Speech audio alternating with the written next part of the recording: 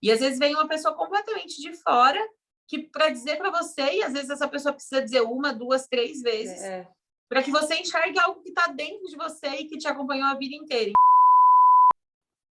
Eu era uma pessoa que eu não me enxergava daquela maneira. Cada vez que vem um louro, assim, eu fico, gente, será que precisava tudo isso? Será que eu merecia tudo isso? Se você já achou que não merecia o amor, o carinho, a simpatia e a amizade das pessoas, o papo de hoje é com você. Se você acha que ninguém vai gostar de você de graça, fica com a gente que até o fim vamos te mostrar que você não está sozinha e trocar uma ideia sobre como esse sentimento de não merecer pode afetar a nossa vida.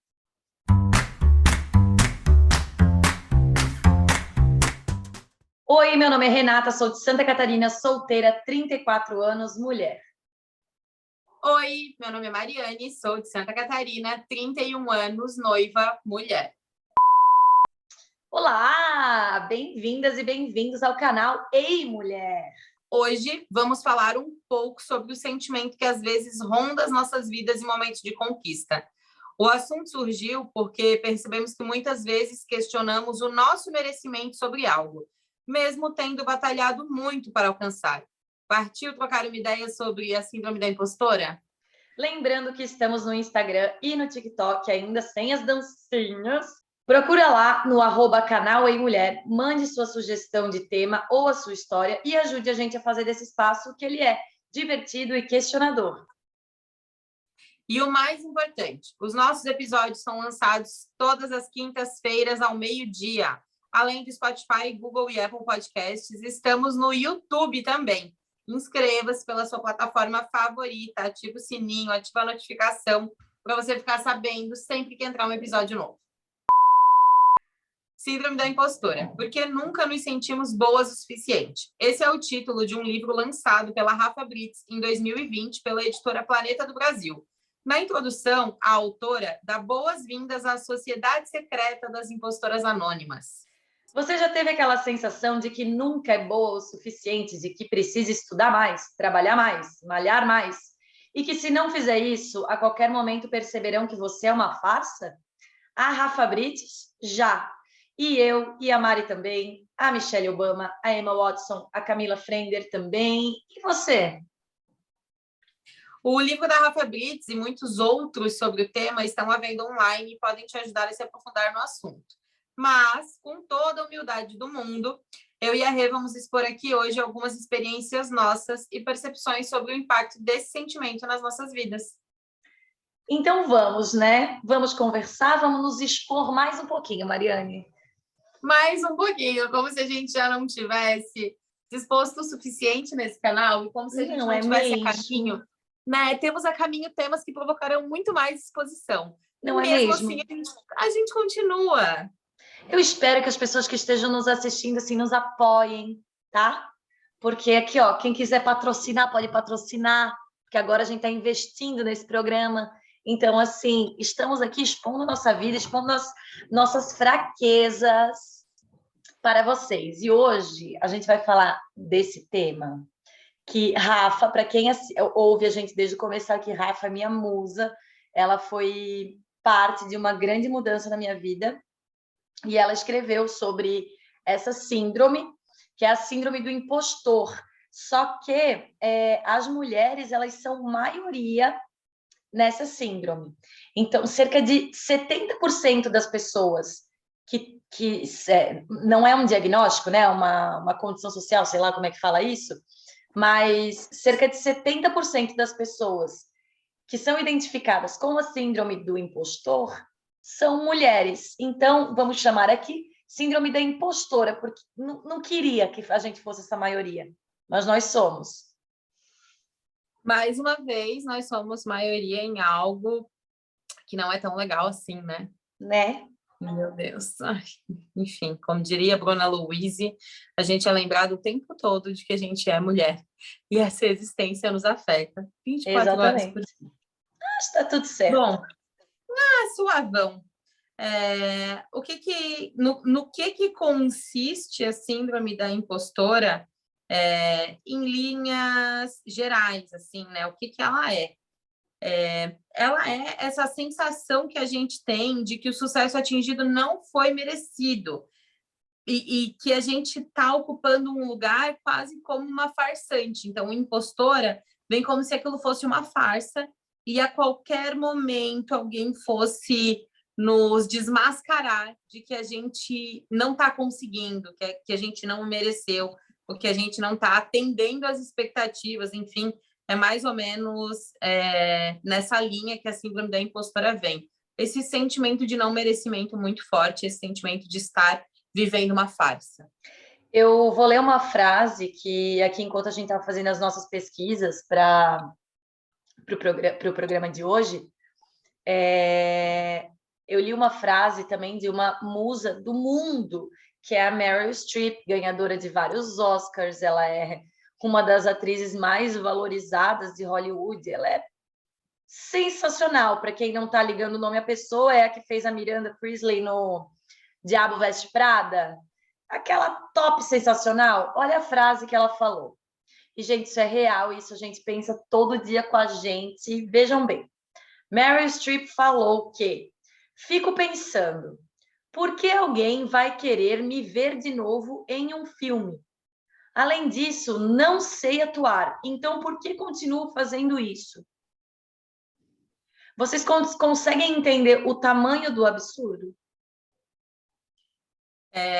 Esse sentimento de que você não é boa em algo, e aí no caso da Mary, algo que ela que a profissão dela, né, algo que ela é paga para fazer, enfim, ele tem um pouco de relação com uma obrigatoriedade velada que a sociedade nos traz, dessa necessidade de perfeição, né, ou dessa incapacidade nata que as mulheres têm, né, que são incapazes para determinados ambientes, principalmente o profissional.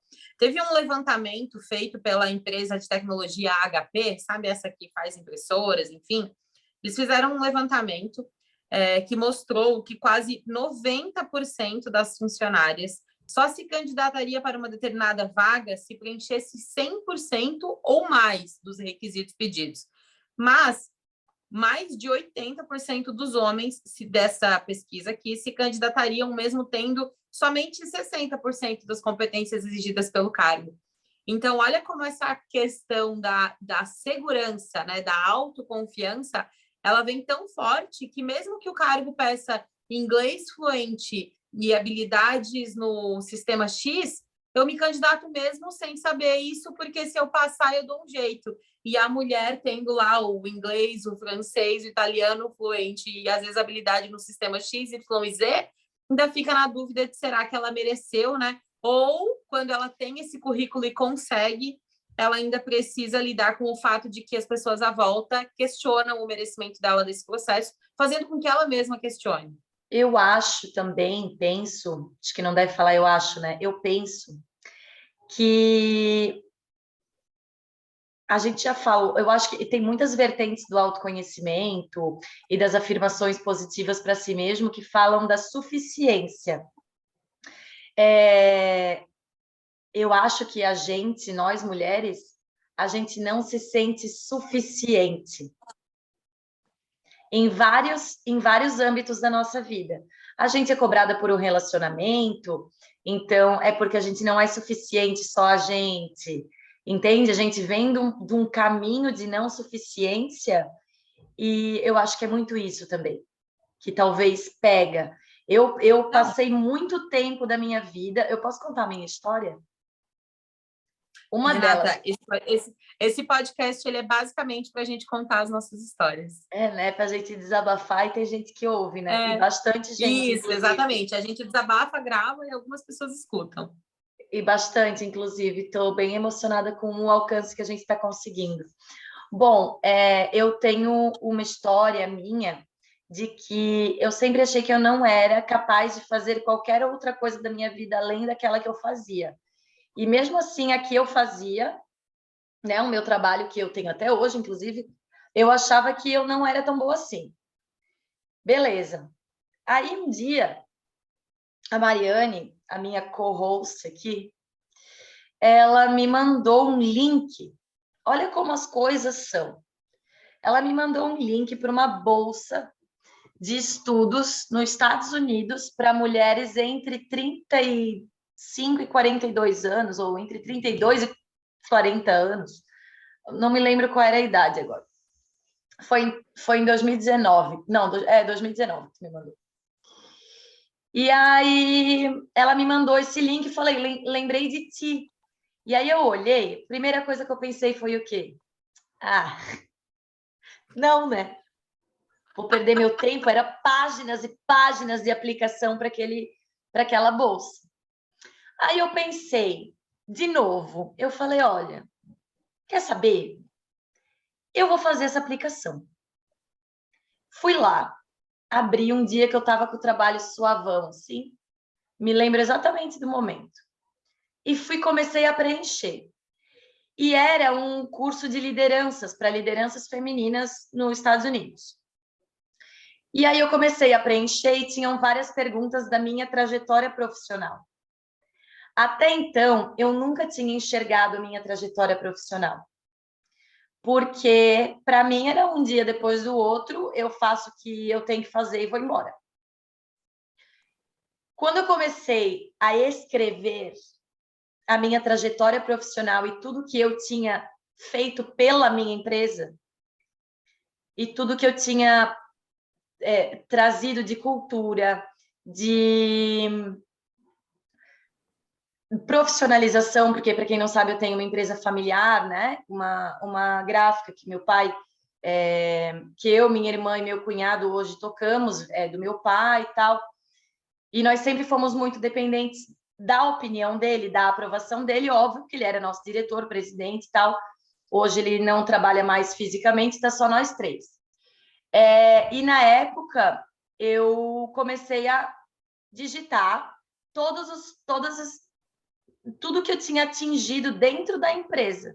Até então eu não fazia nada extra, como hoje eu faço muita coisa. Mari, quando eu acabei aquele texto, é possível que eu me emocione. Quando eu acabei aquele texto, eu vi que eu era outra pessoa. Eu era uma pessoa que eu não me enxergava daquela maneira. Eu não sabia que eu era capaz de fazer tudo aquilo que eu fiz. E eu não escrevi nada demais. Eu só escrevi o que eu fiz, coisas que eu fui capaz de fazer e mudanças que foram por causa da minha organização, do meu trabalho, que aconteceram dentro da minha empresa e elas perduram até hoje.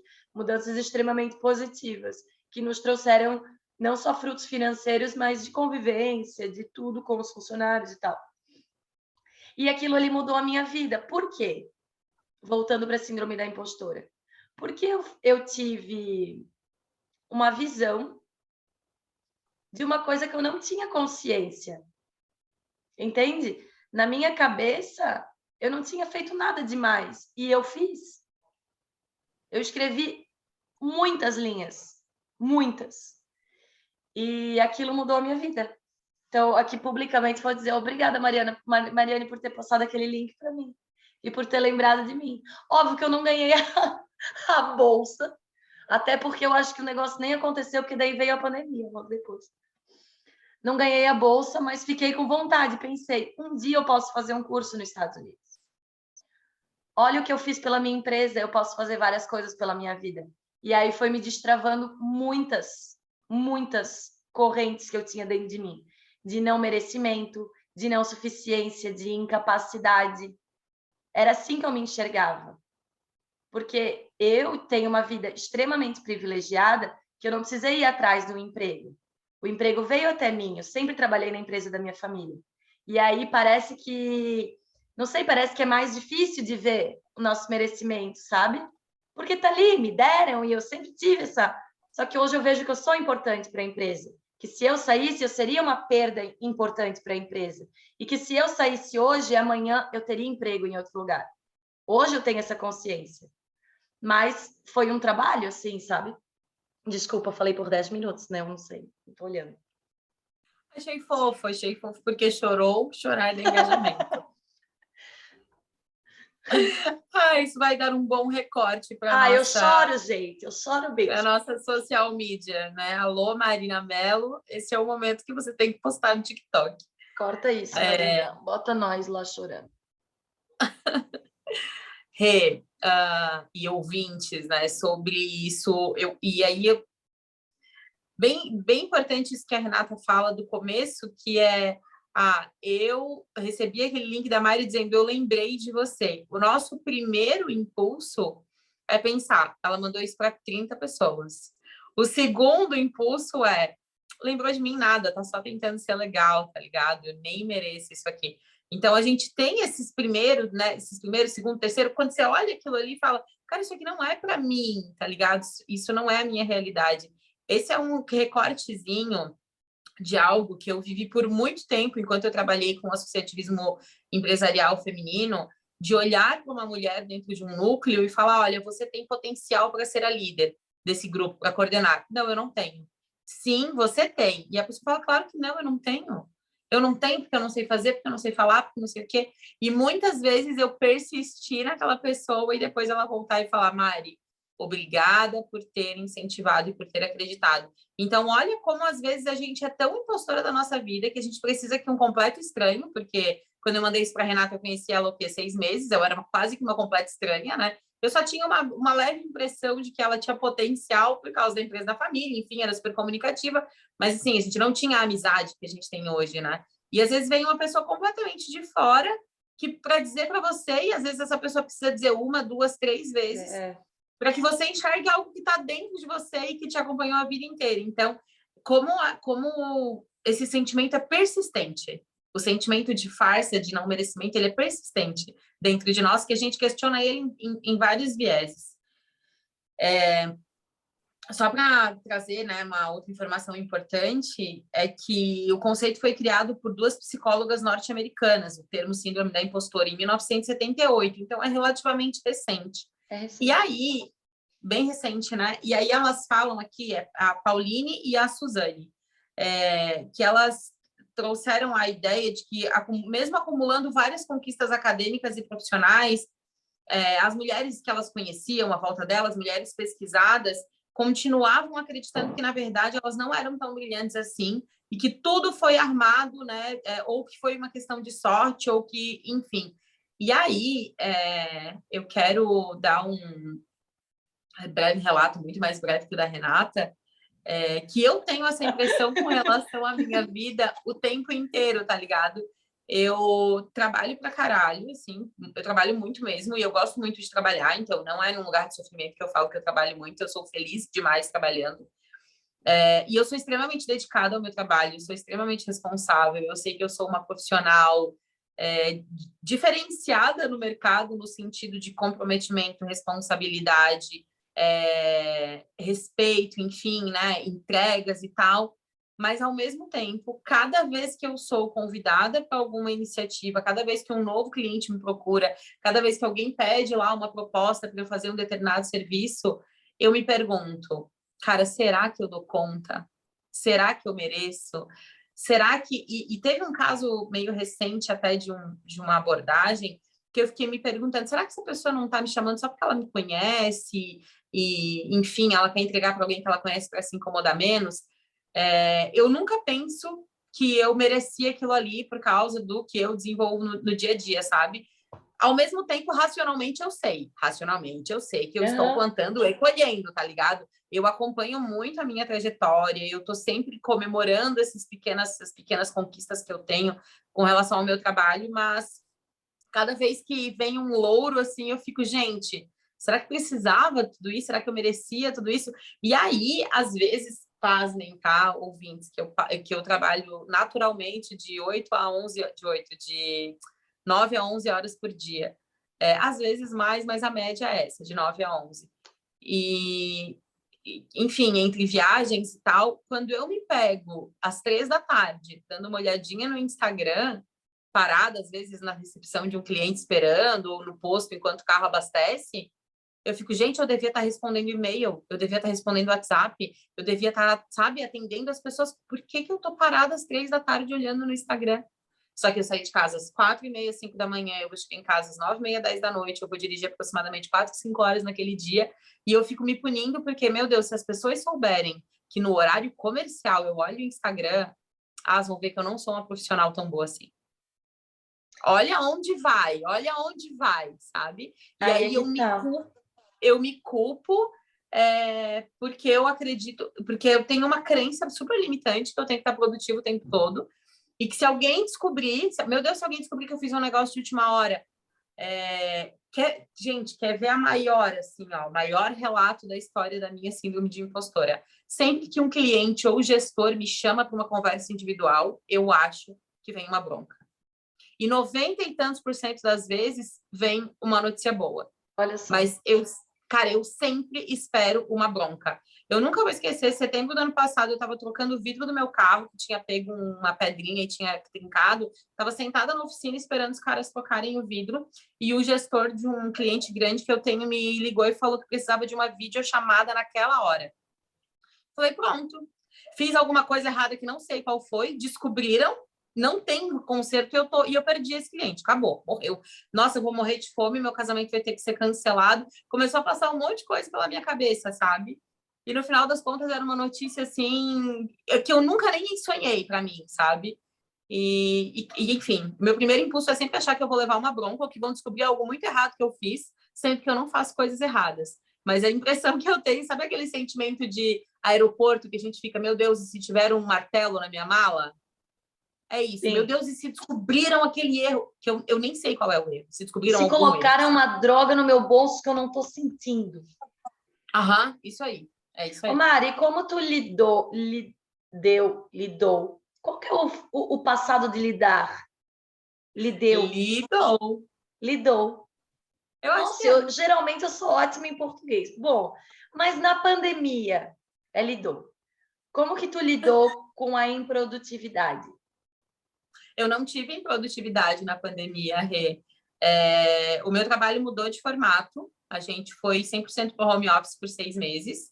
Depois a gente voltou para a estrada 40% do tempo e fiquei 60% no home, tentando fazer no presencial apenas agendas que fossem estrategicamente necessárias que fossem presenciais, sabe? Mas eu não tive nenhum único dia da pandemia que eu não tenha trabalhado. Nenhum. Inclusive, no primeiro mês, a gente montou um comitê de crise para entender o que estava acontecendo com os decretos e como que as empresas poderiam funcionar seguindo as orientações. Nos sábados e domingos, a gente fazia reuniões, porque saía decreto todo dia. Então, eu não parei em nenhum momento, assim. Cara, enfim, para mim, o trabalho é um lugar de muita libertação, sabe? Eu me sinto muito poderosa trabalhando. Mas, ao mesmo tempo que eu me sinto muito poderosa, eu sempre tenho a impressão de que não ficou bom, sabe? Olha só. É muito...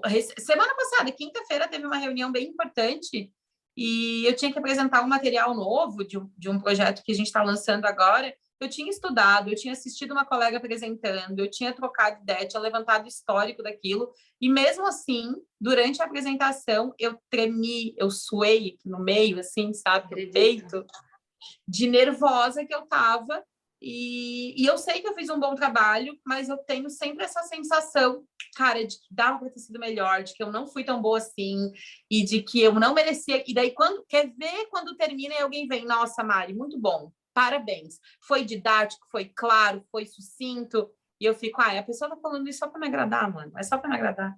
Por alguma razão ela quer me agradar, porque, né? Na sinopse de venda lá no site da Amazon do livro da Rafa, da impostora, ela fala assim, ela fala essa frase aqui, ó. Eu acho que daí vai dar para entender bem, talvez se encaixe isso que tu falou. A impostora dá conta de 5 filhos pequenos numa boa, mas se martiriza porque deixou a Violeta morrer na janela do banheiro. Ela escolhe prestar atenção naquilo que é negativo e que talvez nem seja negativo, em vez de focar no que é positivo. Então, aí a gente já começa a te dar a solução.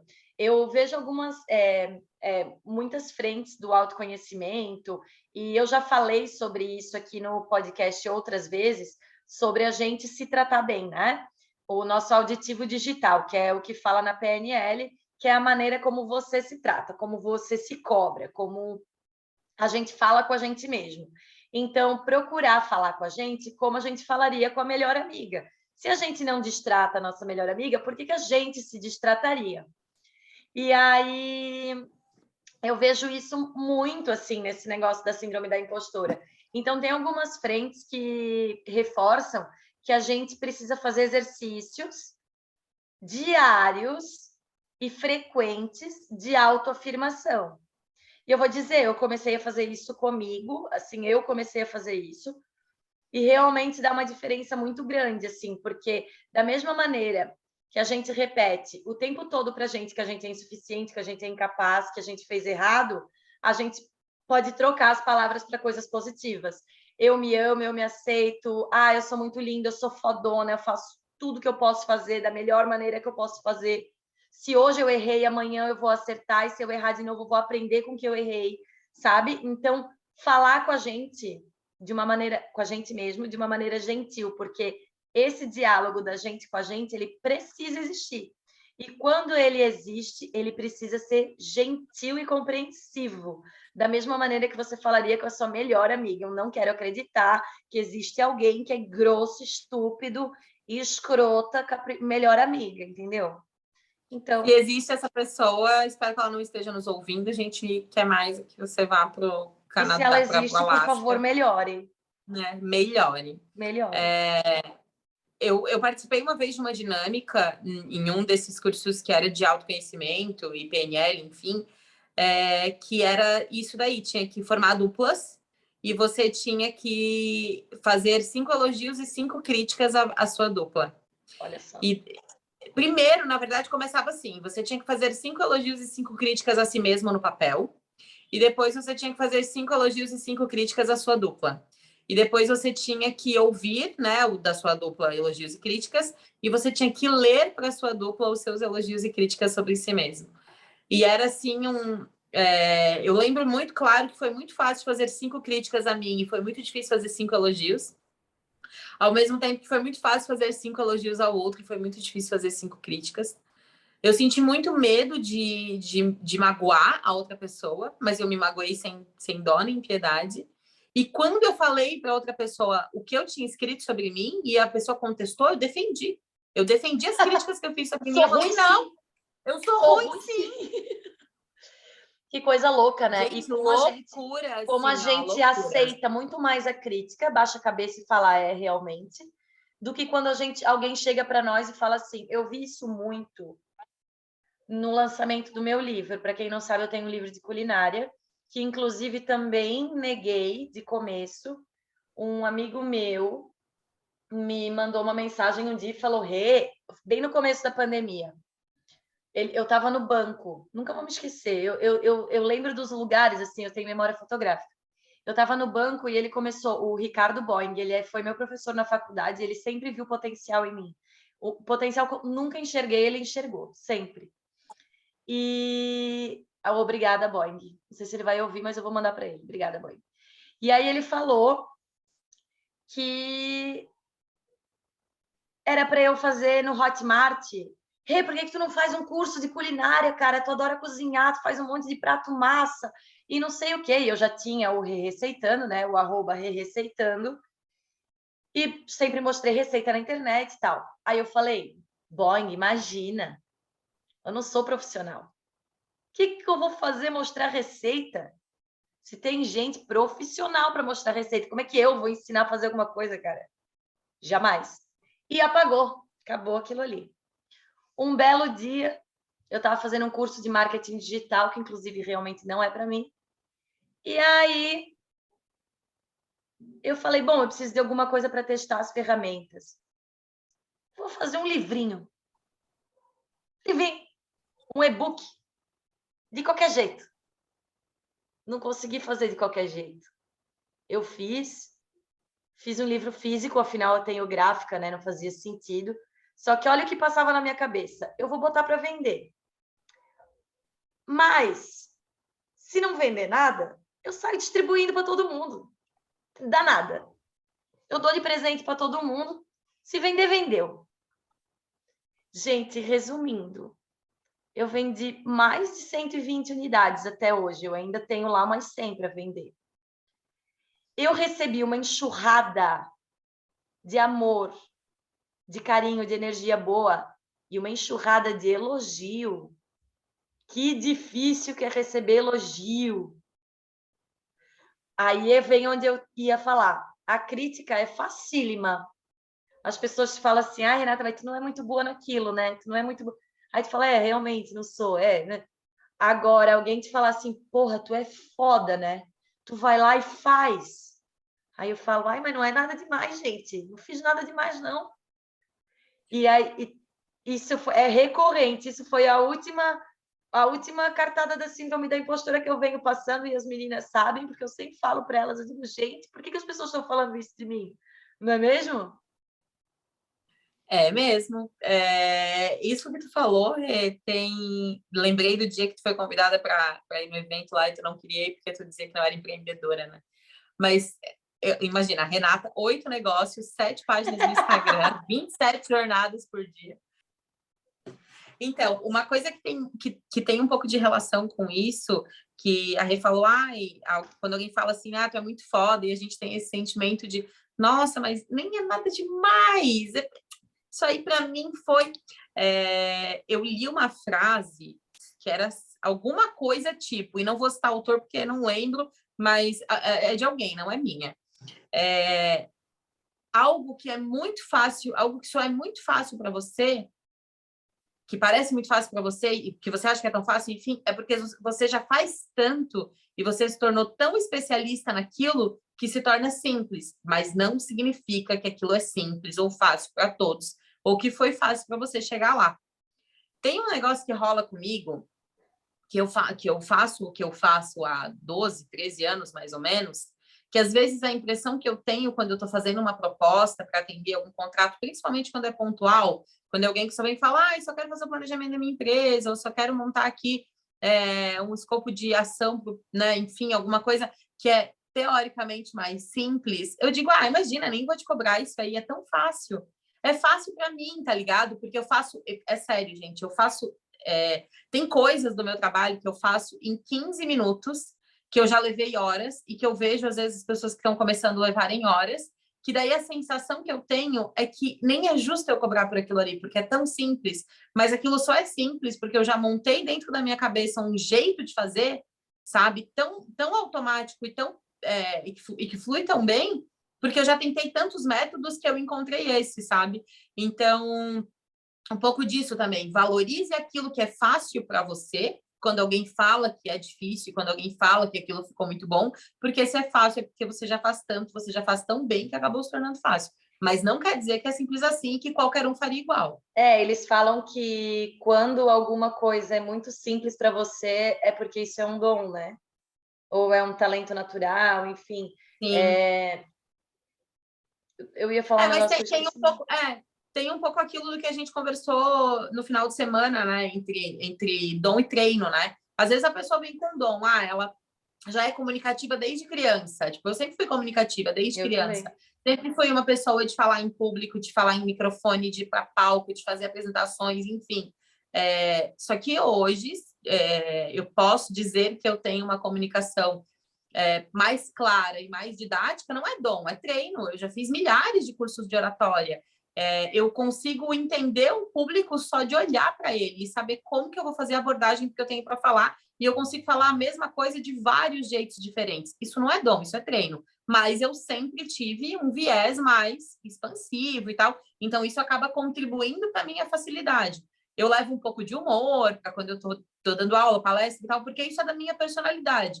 Mas eu caso isso com técnica. E aí, às vezes, parece que eu esqueço tanto que eu já estudei isso, porque ficou tão fácil que parece que qualquer um poderia fazer.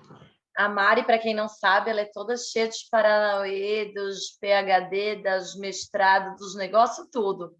Mariane é muito estudada. E quando tu estavas falando do negócio, eu li ontem, eu acho, alguma coisa que alguém postou no Stories, do tipo, se eu resolvo o seu problema em 15 minutos, você não está pagando os 15 minutos, você está pagando os 10 anos que eu estudei.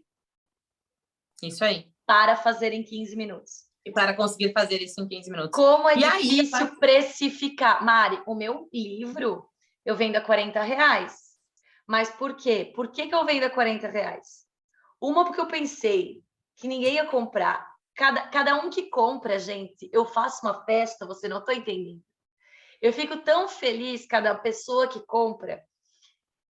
E eu pensei, não posso fazer muito caro, mas se eu fosse ver o custo realmente dele, eu teria que vender ele mais caro, mas aí eu achei que as pessoas não iam.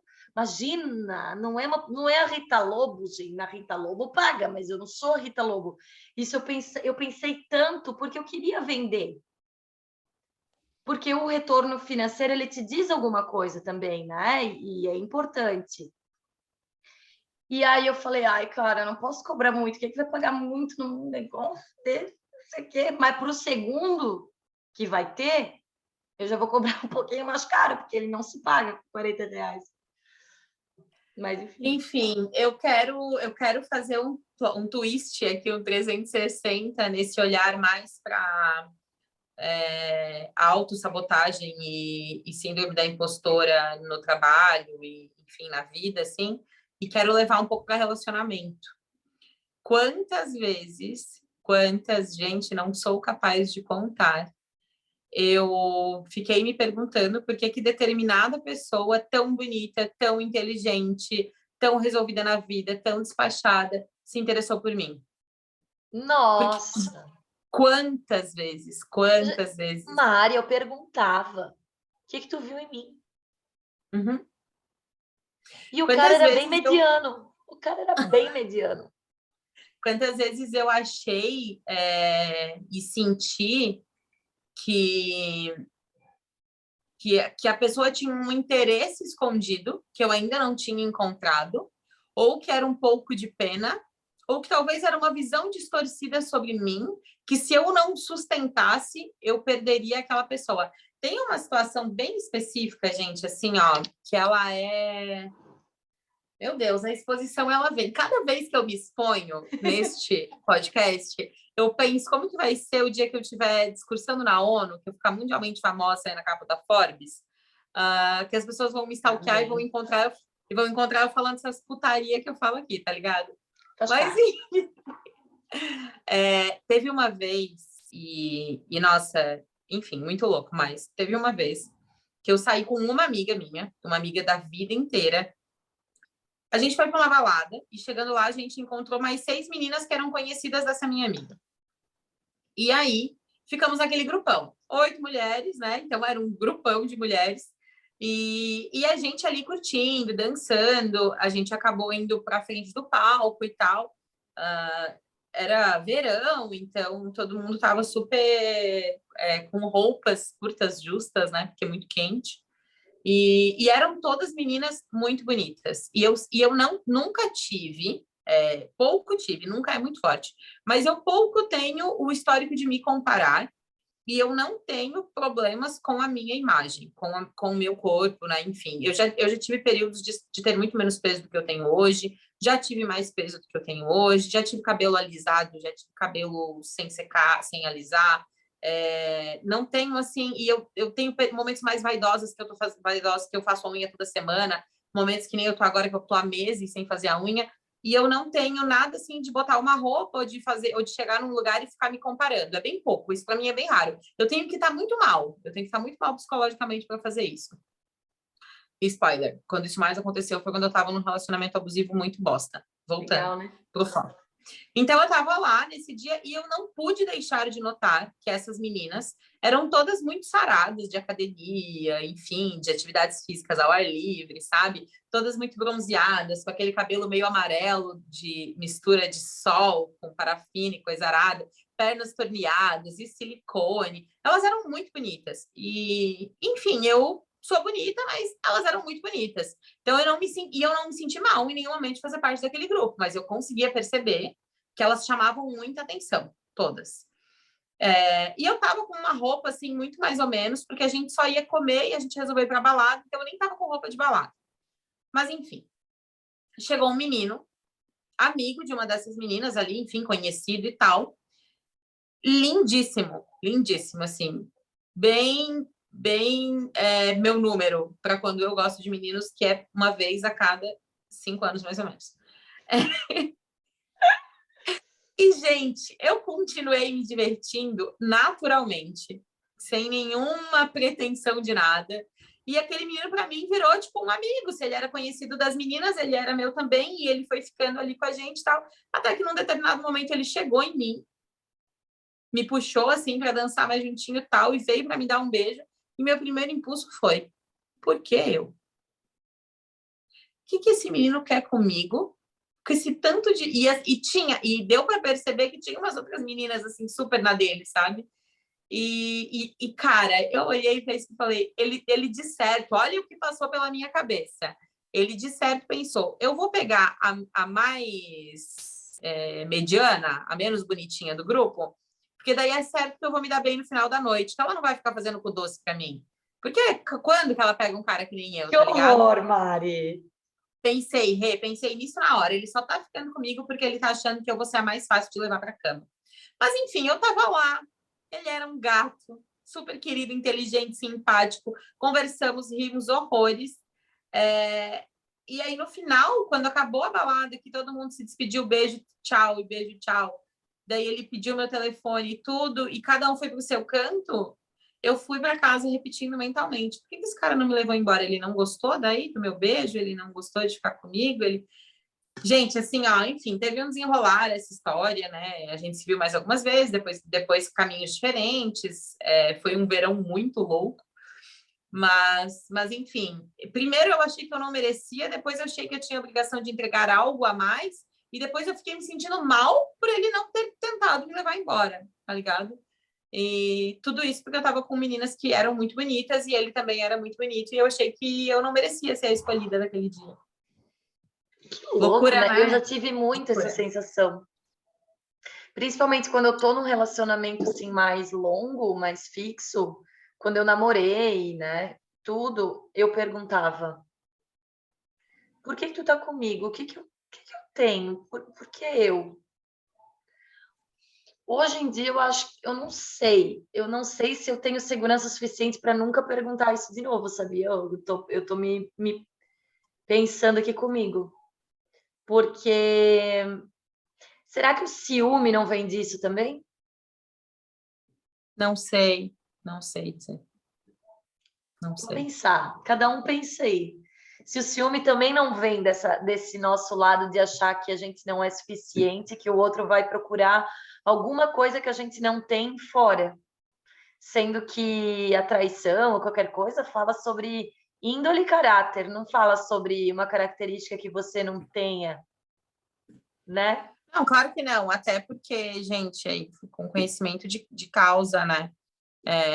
Com muito conhecimento de causa, Uhum. posso falar para vocês que traição não é porque a pessoa não tá bonita, não é porque a pessoa não tá transando, Não, não é porque a pessoa não tá bem resolvida na vida, não é porque a pessoa tá passando por um momento difícil emocionalmente, profissionalmente. A traição, ela vem porque a outra pessoa, porque quem trai procura. exato, É isso, é exato. isso. Nunca, o problema nunca vai ser contigo, nunca, nunca, não é. Eu nunca vai ser contigo, exatamente. Eu tenho um olhar muito, muito abrangente para as razões de quem trai. E nenhuma delas é justificando que aquilo foi correto. Mas eu consigo ter um olhar que eu entendo que às vezes aquilo é tudo que a pessoa viu na vida e conhece, sabe? Que às vezes aquilo é alguma insegurança que ela enfrenta, algum trauma que ela tem. Que, enfim, eu consigo olhar para a traição como ela não sendo só a putaria por si só, tá ligado? Eu vejo, consigo ver outras coisas no ato de trair. Mas uma certeza eu tenho: a culpa nunca é de quem foi traído. Do traído, Nunca, nunca. nunca, nunca. Isso É, não tem eu dúvida. Só que é claro que a gente carrega isso pra gente, né? carrega. Eu tive um episódio há muito tempo atrás, isso é muito antigo mesmo, assim, coisa de quando eu tinha 20 anos, assim, no meu, num namorinho super rápido que eu tive, nem foi nada longo, mas na época eu lembro que eu tava saindo com esse menino e ele era super popular, sabe? Super da galera, assim. E a gente acho que saiu, sei lá, coisa de 2 a 3 meses, não foi muito tempo, era verão também. Nossa, o quanto eu me senti mal quando eu descobri que ele me traía. E aí passava pela minha cabeça, mas também, quem tu achou que tu era para segurar um menino popular desses? que tá em todas as festas, que é o mais legal da turma, que é o Cara, mais que divertido, que é o mais merda, né? engraçado, que é o mais... Quem tu achou que tu era para segurar um cara desse, tá ligado? É claro que ele ia ir. Então, e, gente, enfim, né? Eu não vou dar muitas informações, mas tudo que eu posso dizer é que ele não mudou. Ai, ai. Isso é uma merda. E tu sabe que numa entrevista que a gente leu aqui, isso também, para a gente falar agora nos minutinhos finais, também é um negócio legal, uma mensagem legal para deixar. A Camila Frender, que é eu acho que ela é jornalista, né? Ela tem 2 podcasts, um deles é o Não é Nóia Minha, é muito bom os podcasts dela, gosto bastante dela. E ela falou um negócio que daí a gente vai entrar já numa outra esfera da impostura. Sinto-me insuficiente como mãe e principalmente como profissional. As redes sociais agravaram o quadro, porque ficava me comparando com a vida perfeita que os outros parecem ter. Aí a gente passa. O relacionamento a gente também acaba comparando em redes sociais. A vida perfeita a gente acaba comparando. A gente compara corpos, a gente compara as profissões, o jeito de cada um ganhar a sua vida, a gente compara os amigos, a gente compara os lugares. Eu tive um momento na minha vida bem pesado, assim, que eu comecei a me comparar, principalmente de corpo, assim. E beleza, assim, de rosto, nunca tive esse problema, assim, de me comparar com ninguém. Mas corpo e produtividade, que é aquilo que tu falou no começo do programa, de que parece que eu nunca estou produzindo bastante. Na pandemia, isso veio muito forte. Parecia que eu tinha que fazer 1000 cursos, sabe? Eu tinha que ocupar meu tempo, eu tinha que fazer 1000 cursos, ver 10.000 documentários, ler 5.000 livros, e eu não estava fazendo nada daquilo e treinando em casa, porque as pessoas só postavam quando treinava em casa, quando treinava não postava nada. E aí eu estava me sentindo um pedaço de bosta. E aí eu comecei a parar de seguir tudo isso. Eliminei das minhas redes sociais, porque eu vi que aquilo estava fazendo mal para mim. Graças a Deus, a gente já faz esse trabalho de autoanálise diária, praticamente. Aí eu excluí isso da minha vida, porque eu falei, gente, não dá para a gente comparar nossa vida com a vida dessas pessoas que a gente nem sabe o que acontece ali fora. Esse final de semana até foi engraçado. Eu recebi uma mensagem de uma amiga minha, e ela tem uma enteada que tem 15 anos. E aí, a gente é super amiguinha, assim, eu converso com ela, dou uns toques aí. E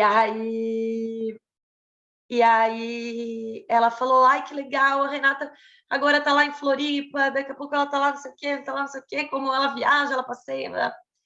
Aí eu falei pra minha amiga, eu disse assim, mal sabe ela, tudo que eu tive que passar e aprender, e passar de novo e aprender, para hoje estar na vida que eu tô. Então, as pessoas, elas veem redes sociais, mas elas só veem a rede social, elas não param para analisar.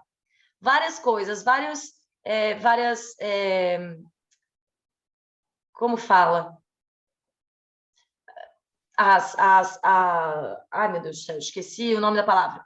Mas, assim, as reações que a gente tem perante as coisas, as reações pelo que acontece, tudo isso é um reflexo da nossa história, é um reflexo do que a gente viveu, é o que a Mari falou ainda há pouco, depois, no que diz respeito a traições. Então, cara, para de comparar, assiste como se fosse uma novela, mas não se compara, nada. Não se ache insuficiente, incapaz, porque a outra menina de 24 anos já é milionária e independente, viajou 50 países e tu tem 35, digo isso para mim, ainda não sou milionária, estou no caminho né, sou independente, mas estou no caminho do milionária, ainda não conheci o tanto de coisa que eu quero conhecer, só que é um caminho, cada um tem a sua história, cada um veio de um lugar, cada um fez algumas escolhas durante a vida, e isso vai delimitando o nosso caminho, né? Um professor meu, para trazer minha última fala nesse podcast, um professor meu maravilhoso, inclusive, Renan Viva Zanotto, do Intuição Ativa, que tem minha eterna gratidão por toda a transformação que ele trouxe para a minha vida, falou uma vez que mesmo as pessoas multibilionárias olham em volta e encontram na vida de outras pessoas coisas que elas queriam ter e não conseguem. Então, em resumo, quando a gente se compara, a gente está tentando ter aquilo que não é da nossa jornada e tem alguém olhando para nós querendo ter algo que é da nossa jornada. Ao passo que você vê no outro coisas que você não tem, tem alguém vendo em você coisas que não tem. Então, olhe para aquilo que você tem que te torna diferente, olhe para aquilo que você tem que te leva para esse lugar de ser a pessoa transformadora que você é, de ser a pessoa que conquistou tudo que você conquistou, e pare de olhar para o outro, porque, cara, ninguém sabe o tamanho da dor que cada um carrega, e quando você deseja algo que você não conhece, tem um perigo muito grande aí. Pra quem tá só ouvindo, eu chorei de novo, tá? Mas é bem isso. Bom, queridos ouvintes, ao som de lágrimas da Renata. Eu sou muito chorona, gente. Eu sou praticamente uma canceriana disfarçada numa leonina. Esse assunto renderia 1000 horas, mas eu espero que, se você chegou até aqui, você vai embora hoje olhando mais para o que você tem de bom, sendo mais gentil consigo mesma e sabendo que você merece sim tudo aquilo que você conquista. Se cobre menos, vista sua coroa. Você é a rainha da sua vida. Você é a dona da sua vida. E é isso. Vamos junto, galera. Vamos junto. Vamos junto que o caminho é bom. O mundo é bom, Sebastião. É nóis. Beijo! Beijo! Tchau!